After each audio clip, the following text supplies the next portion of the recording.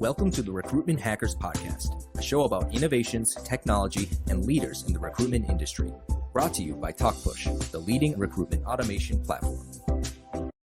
Hello, welcome back to the Recruitment Hackers Podcast. I'm your host, Max Armbruster, and today, inviting to the show for the first time, Mr. Martyn Redstone, who is an Uber geek and an analyst of the TA tech world, and who has been working in the world of recruitment chatbots and conversational AI for as long as the industry is, which is only about 5 or 6 years, but has been consistent in his interest of finding ways to connect with candidates faster through the use of technology.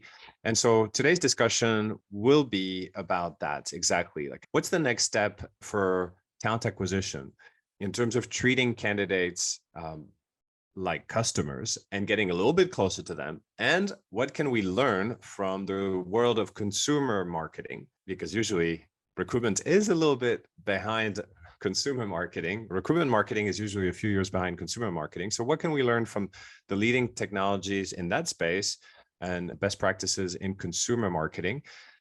Notably because Martyn has recently spent some time working with Hootsuite, which, if you're is a company which is specialized in omni-channel marketing and delivering messages to different channels like Twitter, Instagram, Facebook, etc.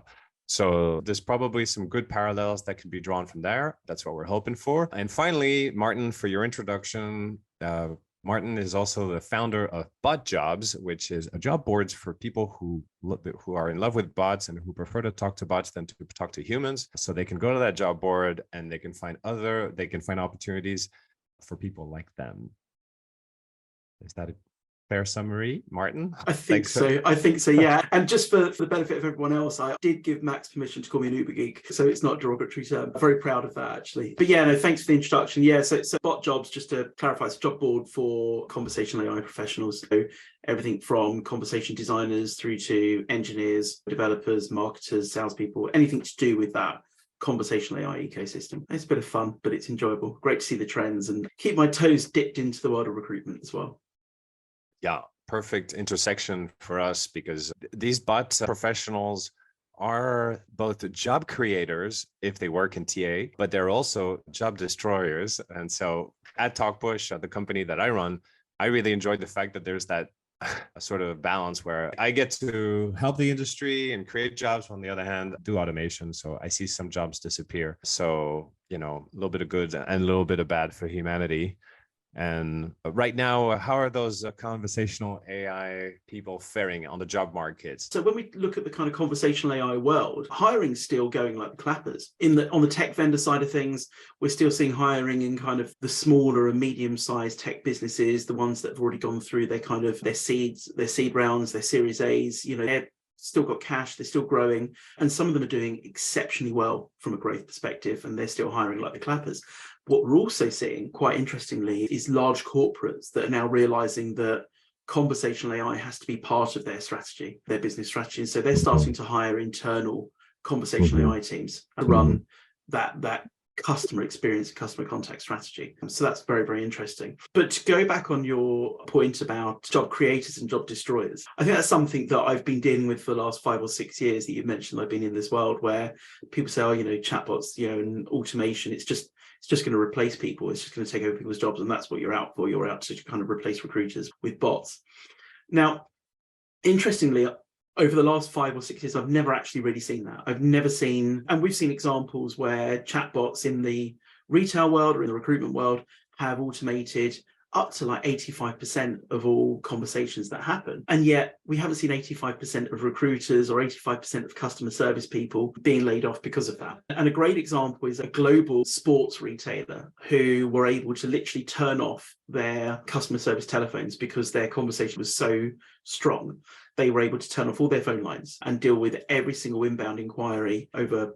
Actually, Facebook Messenger was where most of their conversations happened. But actually what that meant was they realigned their customer service team into providing higher value conversations. So conversations where they could upsell, where somebody is then transferred to a person to say, wondering if this is in stock or something that the conversational AI couldn't cope with, where they had the ability to actually increase the revenue coming into the business through customer service. So a lot of businesses now are seeing customer service as a revenue center rather than a cost center, because they're able to actually concentrate now on higher value conversations rather than just the mundane stuff that can be automated.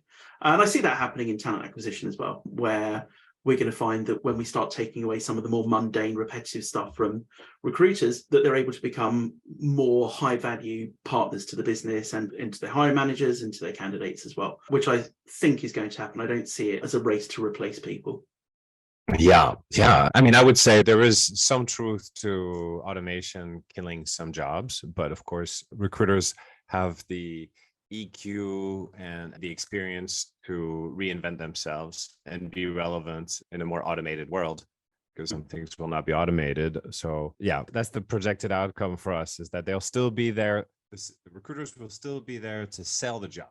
They'll still be there to get people excited and not be needed for the repetitive data collection piece of it. And I think I can talk generically about most tech businesses that have been going through these reductions and transformations, is that most tech businesses didn't predict the change in the market would happen post-pandemic. And I think that a lot of businesses have been caught by that.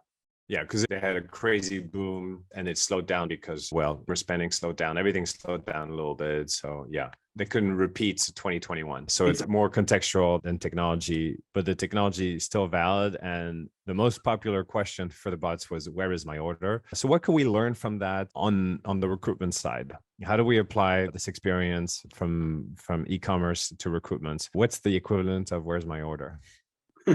Well, I think that I was only at Hootsuite for a short time. I've been in the recruitment industry for 17 years, and I only had a 4-month break of going into kind of the retail and e-commerce sector.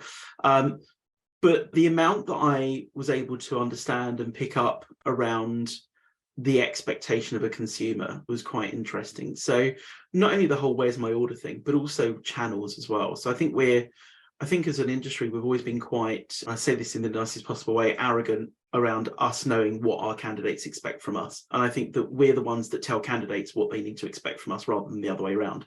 So, I mentioned Facebook Messenger earlier with the global sports brand, the multitude of channels that candidates or consumers want to interact with businesses on, whether it's WhatsApp, whether it's Facebook Messenger, whether it's Twitter, Instagram, TikTok. There's a massive boom of commerce on TikTok as well. And that just shows the change in generations and the change in consumer behavior. But I think it's important to make sure that you give the person that you're engaging with as a business that agency to say, you can talk to us on any channel that you like to at any time of the day or night. And that's where that kind of conversational automation comes into it.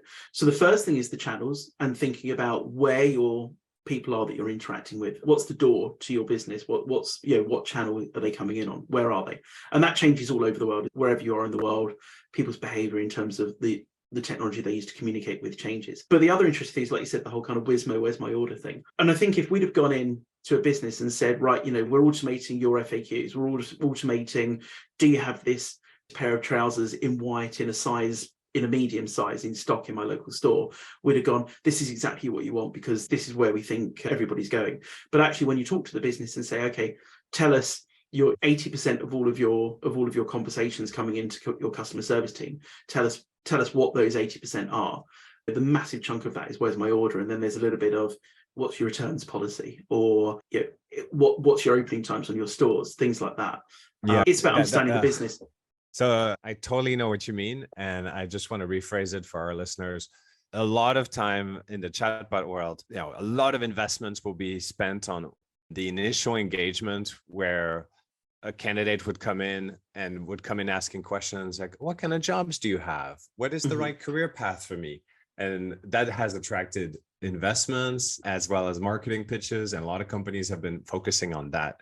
But actually, candidates never really asked for a new place to search jobs because they already have websites and job listings and things like that. What they want is connectivity. What they want is also the where's my order afterwards.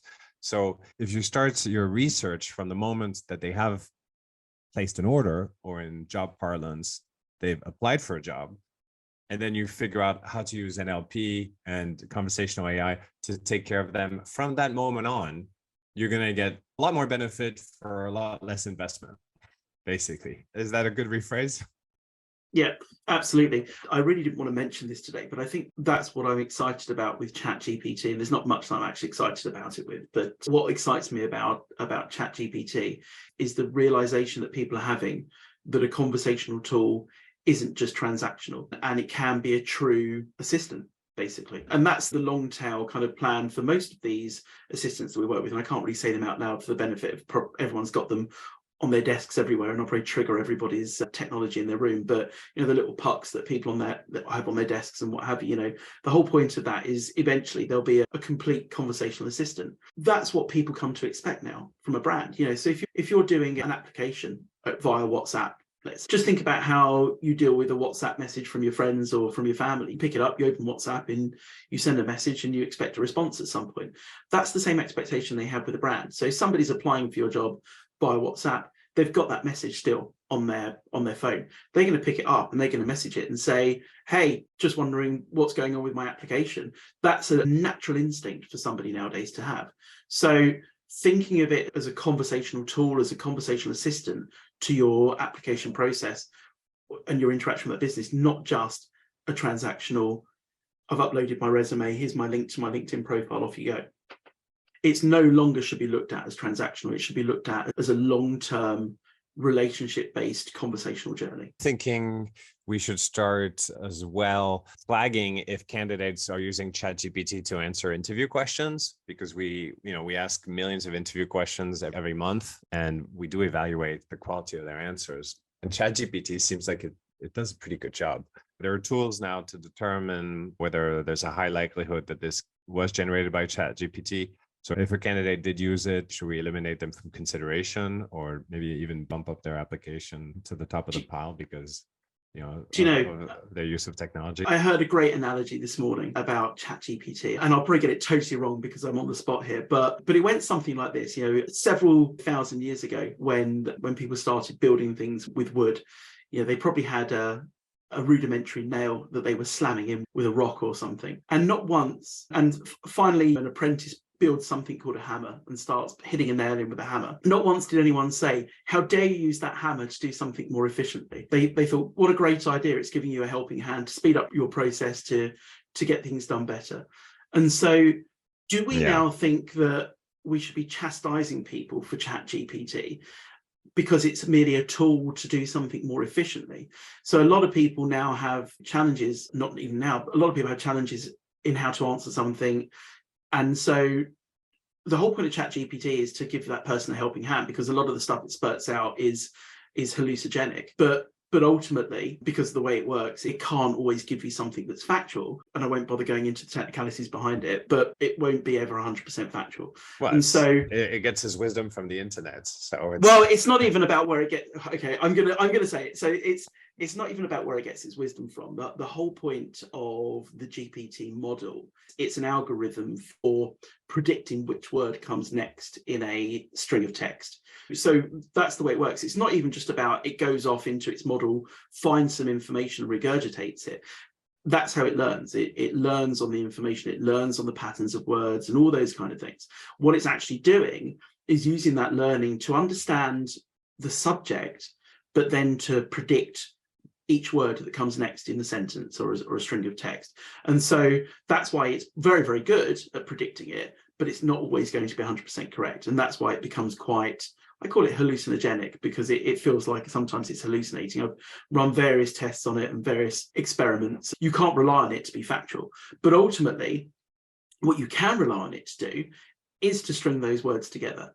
And so it's a great place to start if you're struggling on how to start off your response to an interview question, start off your blog, start off your LinkedIn post, all those kind of things, because you should be using it to generate ideas and using it to generate structure, then go in and make it your own. So I go back to my original point. Do we chastise people for using ChatGPT to give them a helping hand in doing their job properly or applying for a job? Or do we see it as a bad thing? I'm still open to ideas on this, but I like to put it out there as a thought. Oscar Pistorius was not allowed to run that race with his enhanced leg. I'm not sure I'm pronouncing his name correctly.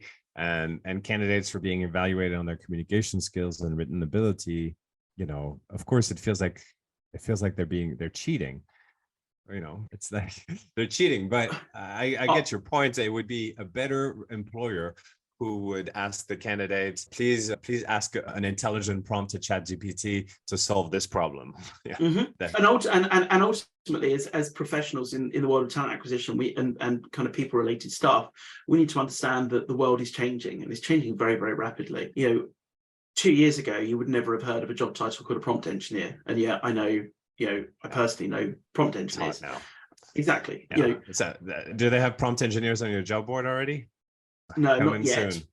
Coming soon. There is talk about kind of adding some generative AI stuff onto there in terms of jobs, but I'm very focused on conversational AI, which is a slightly different kind of realm of artificial intelligence. You talk about conversational AI, 5, 6, 7 years ago, nobody was talking about conversation designers as a job. And yet, that's one of the hottest jobs in the world right now is a conversation designer. People 3 years ago, when I talked about the fact that I trained as a conversation designer, people were just laughing at me, thinking, you're off your rocker, you're on a different planet. What the hell is a conversation designer? I used to make that joke to my team because we hired our conversation in 2016. By 2018, they were getting so many looks on LinkedIn, it was impossible to keep them, basically. I should have kept their job titles to technical support engineer. Yeah. But it just goes to show. So in 10 years' time, are we expecting copywriters, are we expecting marketers to come up with their own original content and their own original ideas, or are we expecting them to utilize the tools that are available to them to generate ideas and allow them then to take those and move them forward into something amazing? Yeah, I think that's a rhetorical question. Yeah. So I'm going to ask you, what is my final question for every one of my guests who come to the podcast, which is to talk about a recruitment mistake that you made in the past. And I don't know if you've hired anyone recently, but it can be recent or the long ago past, maybe a memory that you've managed to silence because nobody likes to make a wrong hire. But if somebody's listening right now, maybe they can avoid to make a terrible mistake based on your experience. So you have one in mind that comes to mind? Mishire you made? That's a really good question. I would say quite the opposite. I know this sounds terrible, but I think one of the biggest mistakes that I probably made in my career when it came to hiring and people was I once took over a team. And actually, I was promoted from within that team to head it up, which is always a difficult situation anyway, because when you're young and you're full of energy and you're quite new into the world of work and you think, great, this is my first opportunity in a kind of a leadership position, you don't really understand some of the complexities of people and what have you. And so I think that one of my biggest mistakes, I don't think was about hiring people. I think this sounds terrible when I say it out loud. About keeping people. Keeping people. Yeah. The challenge I had was because I'd spent some time working as part of that team, I knew that there were some of them that weren't up to the job and weren't able to perform as well as other people. In the most humanitarian way, I should have let them go as quick as I could do. But because of that relationship that you have with those people, and because you don't want to come across as like the ogre that's taken over and chops everyone away, you keep people on for the sake of keeping people on. And sometimes you have to make a brave decision that has to be made. And that's part of having a leadership responsibility, is that sometimes you have to make decisions that aren't comfortable for you or for other people. Grow up, people. If you're a manager, you're gonna have to hire sometimes, and sometimes recruiting is of course fraught with dangers, and you can make a lot of mistakes.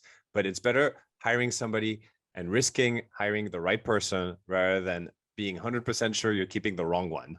Absolutely. And that was a long time ago. I had hair and I didn't have any grey in my beard. So that was a long time ago, and I've learned a lot since then. But I think if I look back on my career, that was probably one of my first kind of major learning curves, was kind of my first real entrance into the world of leadership and management. It's such a common mistake that people make to delay hiring because they're emotionally invested with an underperformer. And so, yeah, sometimes recruiting is exactly what the doctor ordered, even if you do make mistakes. So take risks, take bold risks, especially in this market. Absolutely. Totally agree. Totally Especially agree. in this market. A lot of great talent out there. And go to Bot Jobs. Absolutely. For any conversational AI people that you want to hire, botjobs.com, bot-jobs.com. bot-jobs.com. Great. How else can people get a hold of you, Mark? LinkedIn's always the easiest way. I'm on that thing 24/7. So if you want to contact me, it's linkedin.com/in. And the last name is Redstone, just the way like it's pronounced. Spelled like it's pronounced. Yep. And LinkedIn's Martyn's feed is pretty geeky indeed. So you've been absolutely. If you want to be immersed into my world of conversational AI and other lovely things, then connect with me. And and that's the best place to get hold of me. Awesome. Thanks for coming on. Thanks for inviting me, Max. It's been a pleasure.